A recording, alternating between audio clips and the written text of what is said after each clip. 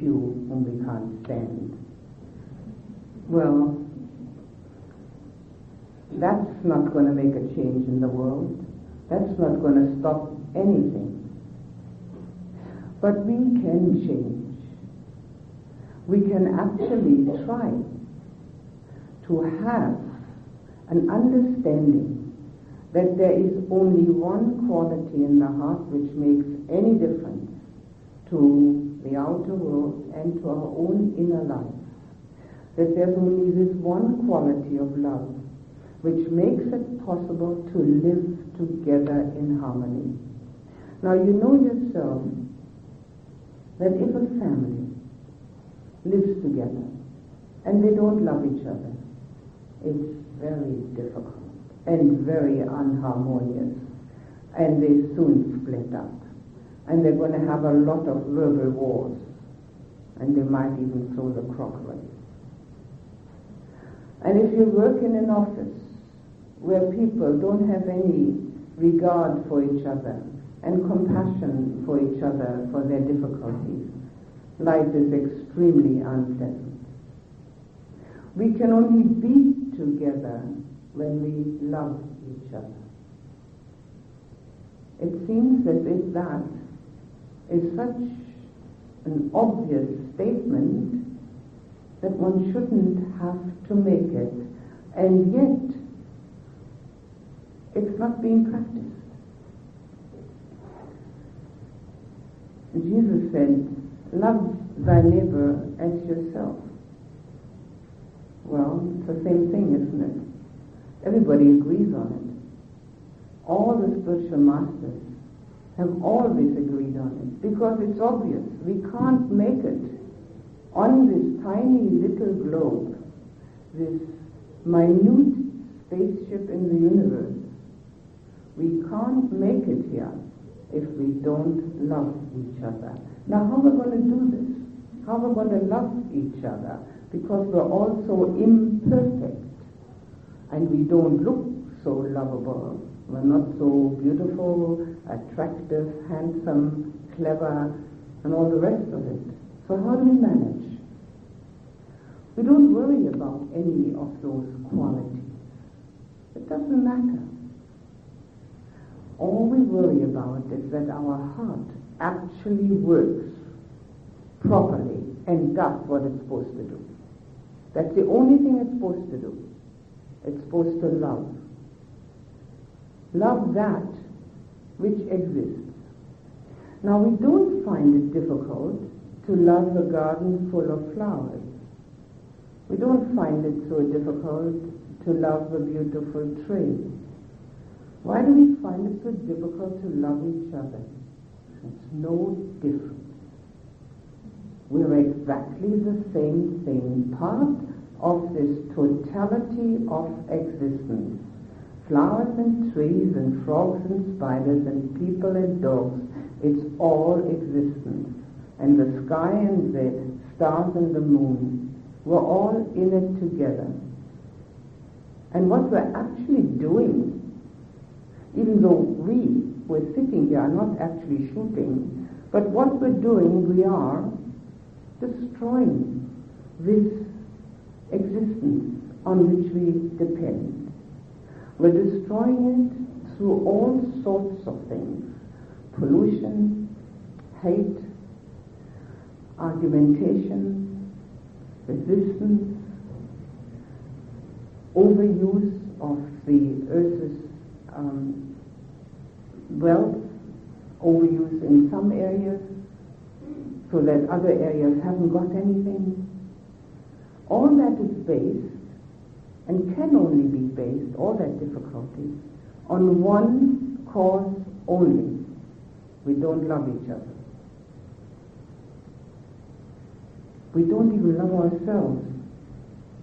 If we did, we would know how important it is for our own well-being to learn to love. We would learn that we can only be happy and peaceful if we have that quality within us. We don't love ourselves because if we did, we'd watch our thoughts and our emotions much better. We wouldn't go anywhere near negativities in our thoughts and in our emotions because they're poisonous for us. They're polluting. Just as we're polluting the environment and having great difficulty in keeping the environment alive enough to keep us alive, the same token, we pollute our own mind and heart. Every time we're negative, every time we are angry, we have argumentation, whatever it may be that arises which is not loving, every time we pollute ourselves. And that doesn't spell loving oneself. It's very bad for our own environment. Now the main thing that we live in is our inner life. No matter how big or small our house, no matter how big or small our car, no matter how many people are in our family, we live in our own inner life. That's the one that has to be purified. That's the one we have to look after. If we learn to love ourselves, that's what we'll do. And when we actually do love ourselves, we will see what's necessary. Loving oneself doesn't mean indulging oneself. Loving oneself means that we know what's good for our own peacefulness. And with that, we will have the ability to actualize some unconditional love towards other beings. Now, beings including everything that we can think of, but mainly people, because that's where we have the biggest difficulty.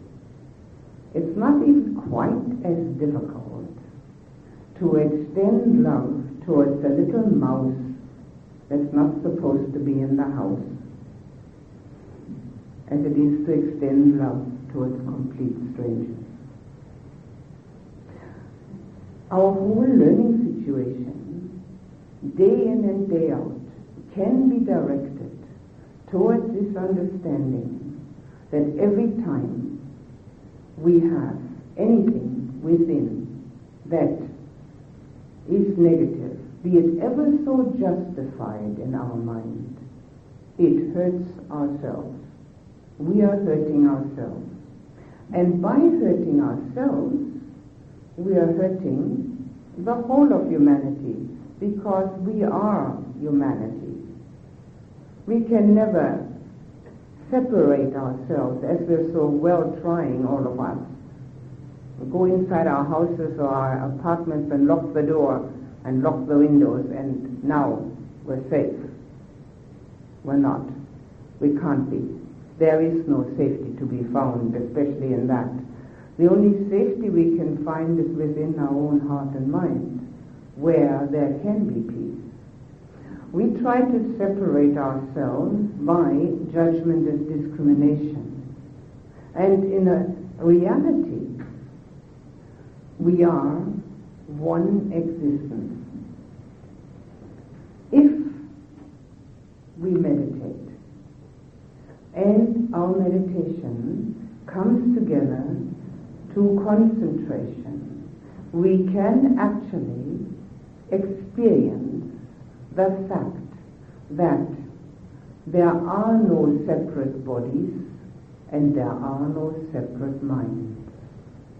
There just is space and consciousness, and all of us are part of that. It seems as if this would be an outstanding achievement, but I may remind you of the fact that our scientists have known for decades that there isn't a single solid building block in the whole of the universe, that there are only energy particles coming together and falling apart. So all this separation, all these different people sitting on separate chairs, is an optical illusion, isn't it? And with that optical illusion, which we of course believe completely, we also then separate ourselves emotionally.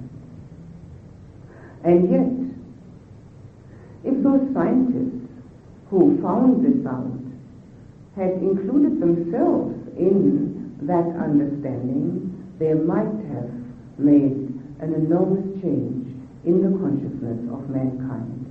And this is what we need, a change in consciousness in each single person.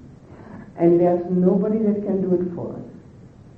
We all have to do it by ourselves, for ourselves. There's nobody else that can change our consciousness. The only thing that we can do, and the help that we can get, are the instructions which exist on the spiritual path. Buddha has given exact instructions how to go about it, how to go about the meditative path, where we can experience that unity and totality of being, and how we can go about the change from our negativities, our dislikes and hates, towards that which is loving. When we change from negativity, it doesn't mean that we can no longer discriminate between that which is good and bad. That would be fatal, because we ourselves wouldn't know what's good and bad. But it means that we actually learn, while we do not condone the crime, we can love the criminal. That is a learning that we can actualize in ourselves. Now, the people whom we like, we can probably easily love. But those we don't like, that's where our learning situation starts. Now, most people have at least one person in their lives whom they'd much rather not have. That's the one to start with. That's our teacher.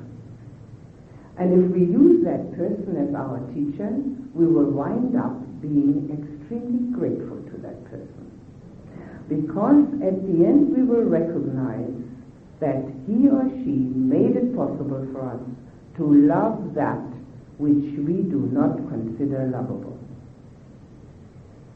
And if we do that, and actually learn that, we then have started our heart quality so that it can extend and enlarge and go out to wherever we direct it to, quite immaterial of what there is. It's not because a person wants to be loved, it's not because a person will love us back, it's not because a person needs love, it has no other cause and reason except that we have learned to use our heart for what it is meant to be used. Most people would like to be loved. Well, why not, we say? But what does it actually entail to be loved? In the first instance, it confirms what we have always suspected, that we're very lovable. And in the second instance, it does nothing else except give the person who loves us an occasion to use their heart quality. It's got nothing to do with our own heart quality. And here we have an instance where the more we give away, the more we've got, which is a law of nature, which we never seem to believe. We always want to get. We want to get love. We'd like to get material goods. We like to get friends. We like to have safety and security. We want to get something. And we don't believe that the more we give away, the more we've got. But when we look at love, we can see it so clearly that it doesn't need any further explanation. The more love we give away to other people, obviously the more we've got in our own heart. And so it goes with everything. But all other things, we're very much afraid because we consider ourselves to be a unit, an entity with distinct borders. Our bodies are the borders. And that, what's within those borders, has to be kept safe and also should get as much of the good things as one possibly can. Now if you look at that, what I've just said for a moment, and then translate that into our international situation, you know where the international situation comes from. It is not useful to separate ourselves from them and be someone else. We're all doing it. We're all having this separation. This is me, and I want this within these borders safe. Don't let anybody trespass into it. Don't let anybody take anything away. I like to accumulate as much as I can. That is the consciousness we need to change. Mind you, it's easily said. It's hard work. It's the most important work that any human being can do. There's nothing more important. To let go of this idea that this is the border of this entity which has to be kept safe in spite of what anybody else wants, and to accumulate as much as one can get. To change that to, I'm part of the whole, and whatever the whole has, that's what I have. I don't have to keep it for myself. I like to give as much as I can so that there is a chance for a change of consciousness. If we have that kind of idea, then we may be able to bring it about. Each person has an influence on others. Each one of us influences those people that we get together. The way we think, the way we talk to them, the way we act towards them. All of us meet so many people every day. The way we look at them, the way we might frown at them, whatever it is that we do, it has an influence. If we talk to people about love, they'll start thinking about it. If we talk to people about hate and aggression and wanting to have, that's what they'll think about. So we need to watch our own purity and not pollute that, and thereby be able to impart that to those around us. We have a lifetime's work there, and it can be done under all circumstances. We don't have to stop working in the office or wherever we're working. We don't have to stop looking after the house. We can do it while we're doing all those things. That's the beauty of it. If we take it seriously, that our human family and this little globe is in real danger, and I believe that it is, then each one of us needs to come to the rescue. And we can only rescue with what we've got. If we haven't got the material for rescue, how can we rescue anyone? If somebody's drowning and I can't swim, what good will I be to that drowning person that's all learned to swim? And then maybe we can help. Our daily work is spelled out for us. Every one of us meets people everywhere. But what is essential in that is introspection, to actually notice when we are without love.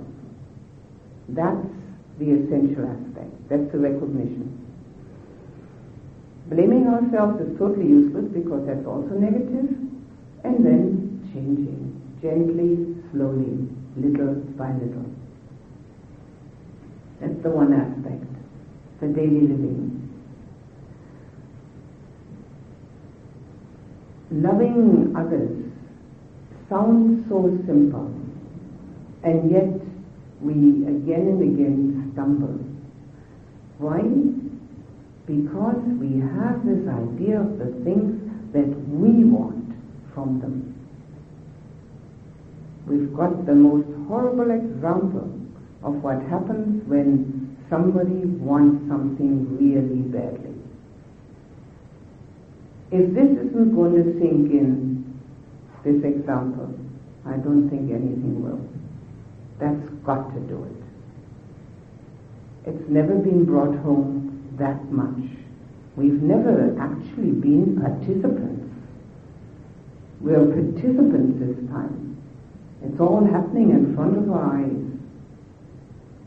So when we see that, this is where our work lies. And as we do that, it may also occur to us that we need a quicker path. Because this is slow. To change one's ingrained emotional habits is not overnight. It's quickened and supported through meditation. Meditation is an automatic purification system. I'd like to mention that to you, whether you are interested in meditation or not, so that maybe you can become interested. In meditation, we have two directions, and the first one is to make the mind calm, to make the mind one-pointed, to stay on the meditation subject.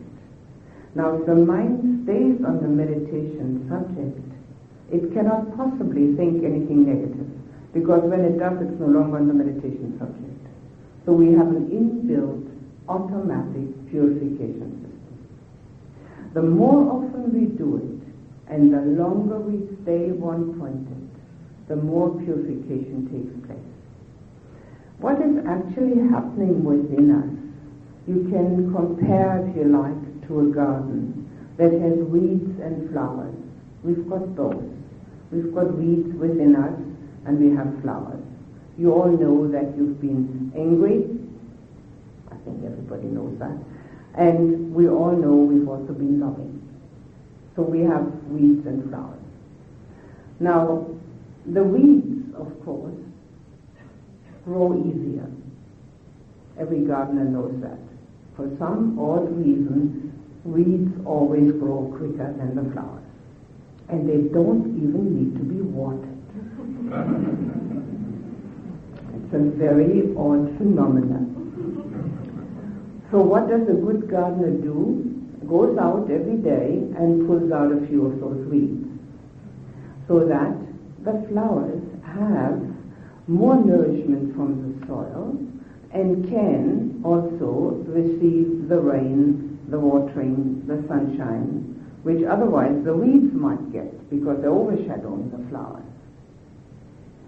Now, if the weeds have grown for a long time, they're very hard to pull out. The roots don't come out with them. Every gardener has had that experience. So what do? We cut them down so that they get smaller and smaller. And as we cut them down, again and again, their root system also becomes much weaker, so that eventually we can pull them out. That's what happens in meditation. We don't pull out all our negativities, but we cut them down through non-use. The more we are one-pointed and the longer we can hold it, the more we cut down the weeds, so that eventually the root system also becomes weak enough for us to pull it out. This is a simile for calm and insight.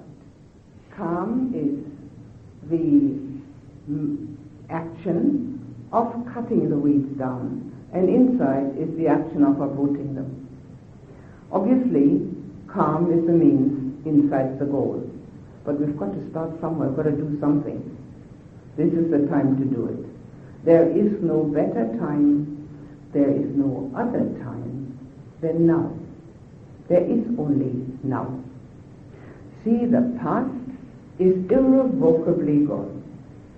And with our notoriously bad memories, we don't even remember it properly. And the future is the yet to come. It's a hope and a prayer. We hope it's going to come. Well, but when it actually does come, it's called the present. So it doesn't exist, except in our imagination. We have only one moment, and that's this one. The rest is all fantasy. So this is the time to start. To start cutting down the weeds so that the flowers have more nourishment in the ground and can have the water and the rain and the sunshine. And as we do that, through meditation, gaining the skill of meditation, we also have the phenomena of touching upon our own inner purity. When the meditation has come to the point that it's no longer the use of the method, but the mind is actually at peace, at ease, we touch upon that inner purity that all of us have. Because if we didn't have it, there'd be no point in talking about it. It's useless to talk about something that doesn't exist. We have it. But we have covered it over with our thinking, our views and opinions, our attitudes, and our negativities. And so we can't see it. We don't know it. We have maybe an inkling when we are quiet within ourselves that there should be something more than what we're experiencing in life. And because there isn't, we put the blame on outside conditions. In this case, we have a perfectly made blame situation. All we have to say is, well, it's them having a war, and of course, how can one be peaceful? So we don't even have to look for anyone to blame. But usually, when that doesn't happen, when we haven't such a perfect situation for that, we look for somebody. And we always find somebody, of course. And it's usually the people around us who are physically nearest, because those are the easiest to blame. Because we know there's something more within us that should bring peace and happiness, but it's not available. We can't find it. And so there must be something wrong. But we don't recognize the fact that what's wrong is that we haven't touched upon it. It's there. We all have it. We can find it. And in meditation, it's the only way to find it. Because that's the only time when the mind stops thinking and starts experiencing. And as it touches upon that experience of inner purity, one has that immediate recognition of this is what I was looking for. It's all within me.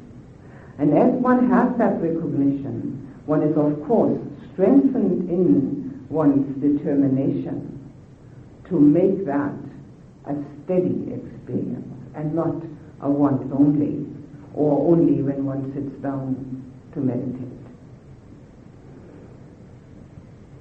So what I would like to leave with you is the combination of the meditative process, which is learnable. It's a skill like any other. Anyone can learn it. There's nobody that is not capable of it.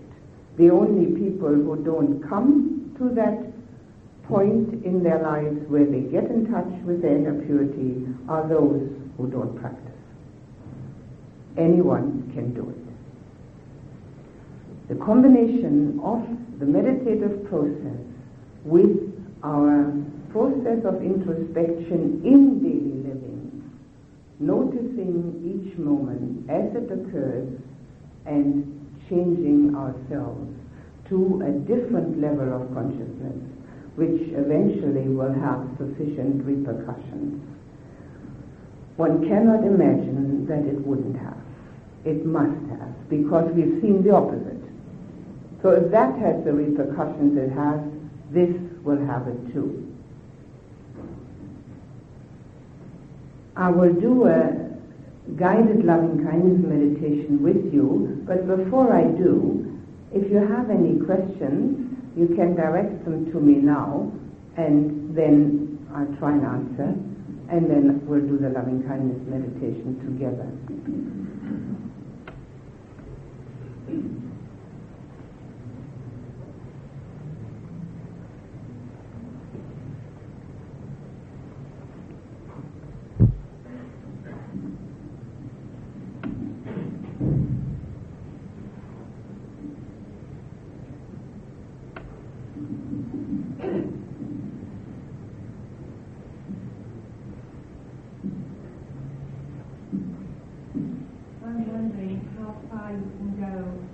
In your feelings towards a man like Ayya Khema about the feeling of loving. I mean, you can understand him as another human being, but what about feelings of love? Compassion, what has to do? Our work lies along the line of going all the way. As I said earlier, we don't condone the crime, but we still love the criminal. The Buddha said, hate is never conquered by hate.